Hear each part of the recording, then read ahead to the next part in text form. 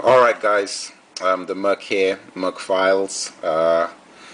Look, I know a lot of guys are actually wondering how this came to pass. This particular installment. Basically, I did it. I saw Snidesman. Okay, saw the picture. Now, a lot of guys have been trying to say a lot of things on talkback boards, on YouTube videos, radio shows, and everything, saying that you can't talk unless you see the movie. So it doesn't matter how many things have been said, what you've told, blah, blah, blah. You can't say anything till you've seen the movie. Now, we all know that you don't need to see a movie in order to know whether a movie is going to be X, Y, or Z. We already know that. Like, I already made an analogy. I said, I don't need to jump into a burning volcano to know that I'm going to get burnt if I jumped into a burning volcano. Just by intuition and general, it looks hot, there's fire, so on and so forth, blah, blah, blah. If you jump into the volcano, you get burned. Same thing with situations like this particular picture.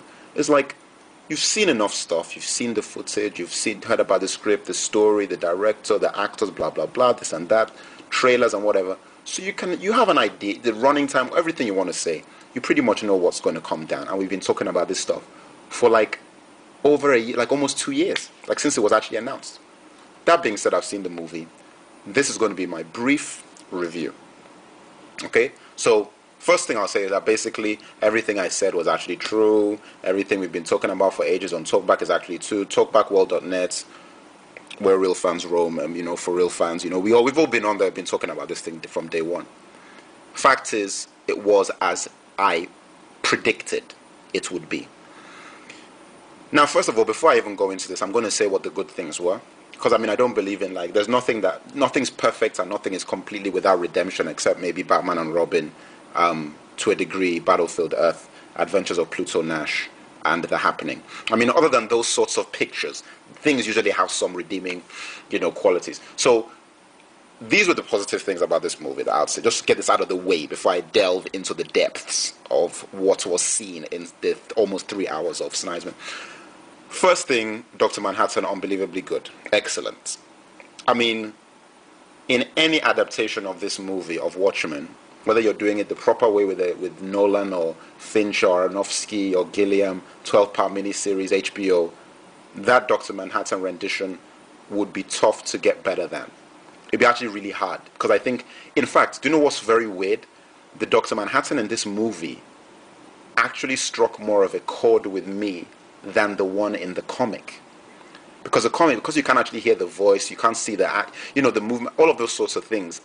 The effect, because Billy Crudup did such a good job, and strangely, Snide somehow managed to get it right with that particular character. And everything, it was just it's really got the point of Dr. Manhattan. So every scene that was Dr. Manhattan's scene didn't actually seem like it was actually part of the rest of the film. It felt like something completely different because it seemed to go a lot deeper, have more meaning to it, was far more interesting and intriguing. And I was just like, wow, seeing the Dr. Manhattan scenes, I was like, this film, a Watchmen adaptation could actually be, it could actually have done more than the comic did had it been done the right way. Because you see the whole sequence of him going to Mars in the movie, and all the flashbacks and everything, minus the music, which I didn't see the points of. I'm going to talk about the music later. It was very well done. It was actually very well done because it got the point that I got from the comic was gotten. It was very well done, basically. And I think anybody who's a fan of the comic, seeing the Dr. Manhattan thing, I was watching, I was like, wow, man, this is really good. The whole thing, the way he grows and gets smaller, the voice, his facial expression or lack of facial, I have to give a real thumbs up to Billy Crudup. This guy obviously really understood the character. He had to, he really understood the character. Unlike most of the other actors in there, it was almost, I wouldn't say perfect, but that was as accurate a rendition of Dr. Manhattan or John Osterman as you could possibly get in a movie or television adaptation of this thing. Second guy, Rorschach, Jackie L. Haley. this guy is obviously a very good actor. You know, like he's obvious. Like when I was looking at it, I'm like, this guy is not in the right movie. Like the performance is such that it's like, do you know what movie you're in?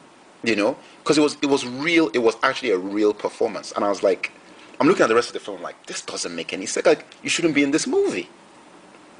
Again, this was a character he really, really understood the character.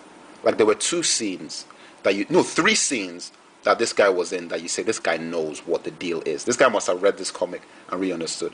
When he was with Big Figure in the jail, and he's doing like one to me, two to me, whatever, and he's killing that scene, the scene with the psychiatrist, and the scene at the end when he's confronting Dr. Manhattan.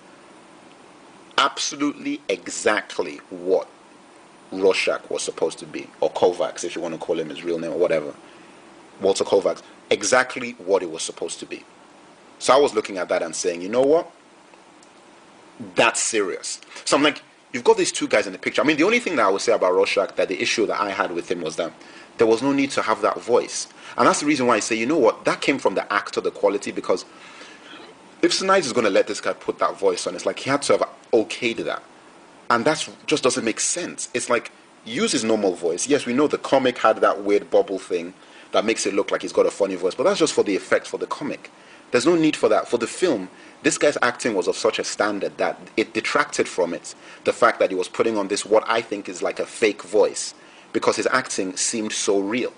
You see what I'm saying? So it was like a bad marriage of like campy, gruff, anti-hero voice mixed with extremely good acting. You see what I'm saying? Hence why I said it's like this guy's in the wrong movie. Those two guys. Now, contrary to what everybody else said, they said Night Owl. Night Owl was alright. It was decent, nothing special to me. Okay? Those two guys, big time. Big time. Like, honestly, I'll put it this way. If this movie was actually really good, like it was done properly, what people have been saying about Earl Haley's performance, that it could have been Oscar-worthy, could have actually been. Like, if it was a really fleshed out character, you really given this guy the room, it was a 12-part miniseries type thing, Aronofsky or Nolan or Gilliam directing or whatever, that guy would have pulled something out of the bag. That we'd be talking about him like pulling something out of the bag, award-worthy. And I think everybody's picked up on that who's seen the movie. Anyway, those are the positive things about... Oh, and the last positive thing about this picture is that, listen, guys, I know this doesn't actually mean anything, but Snyder's, like, there were some things that looked exactly like the comic. Like, it was actually scary. And there were some scenes I was like, whoa, this actually looks like the comic is actually alive. Now, we already knew this was going to be the case because we saw the creation of the movie. So we knew it was going to be the case anyway, that all they've done, like he was very meticulous about it, saying, it's going to look exactly. But when you're actually seeing it, if you actually like the comic, it's like psychologically, even if you think the movie's bad, which I did, emotionally, things will happen to you. Like you'd be like, whoa, man, this is, like the Hollis's apartment when he Dryberg walks out, like the way the stairs look, the building, it's the same thing. It looks exactly the same. There's just some scenes that just look exactly the same. So that being said, you have to give props to this production designers, the detail and the fact that they kept it so close to the stuff was pretty damn impressive.